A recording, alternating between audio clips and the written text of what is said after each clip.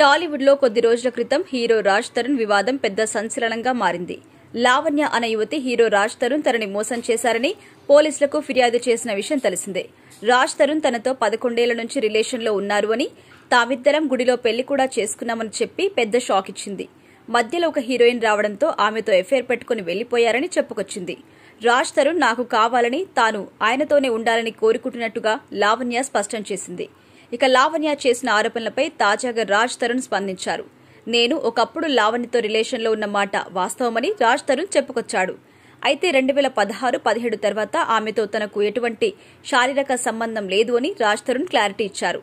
ఆమె వ్యక్తిత్వం మంచిది కాదు అని దూరంగా ఉన్నాను అని, ఇండస్ట్రీలో నాకున్న పరువు పోతుందని ఇన్నాళ్లు తాను సైలెంట్ గా ఉన్నాను అని రాజ్ తరుణ్ తెలిపారు. ఇక ఇండస్ట్రీలో కష్టపడి ఈ స్థాయికి వచ్చాను అని, ఆమె ప్రతి విషయానికి బెదిరించేది అని, అందుకే లావణ్య నుంచి దూరంగా ఉంటున్నాను అని రాజ్ తరుణ్ క్లారిటీ ఇచ్చారు. లావణ్య మస్తాన్ అనే వ్యక్తితో రిలేషన్లో ఉందని, వారిద్దరూ రూమ్లో కలిసి ఉన్నప్పుడు తాను చాలాసార్లు చూశాను అని రాజ్ తరుణ్ చెప్పుకొచ్చారు.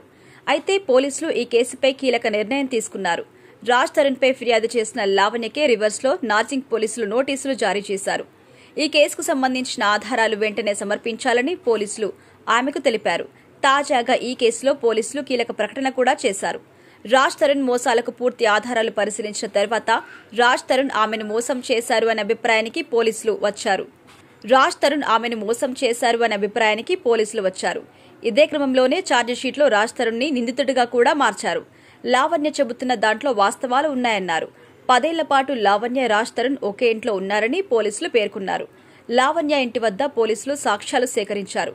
పోలీసులకి సమర్పించింది లావణ్య సమర్పించిన ఆధారాల ప్రకారం కేసు నమోదు చేశారు నార్సింగి పోలీసులు. అతనిపై పలు సెక్షన్ల కింద కేసులు నమోదు చేశారు. ఇవాళ ఛార్జిషీట్ కూడా దాఖలు చేశారు. అయితే ఇప్పటికే ఈ కేసులో రాజ్ తరుణ్ ముందస్తు బెయిల్ తీసుకున్నాడు. మరి వీటి ఆధారంగా రాజ్ తరుణ్ ఏం చేయబోతారో చూడాలి మరి.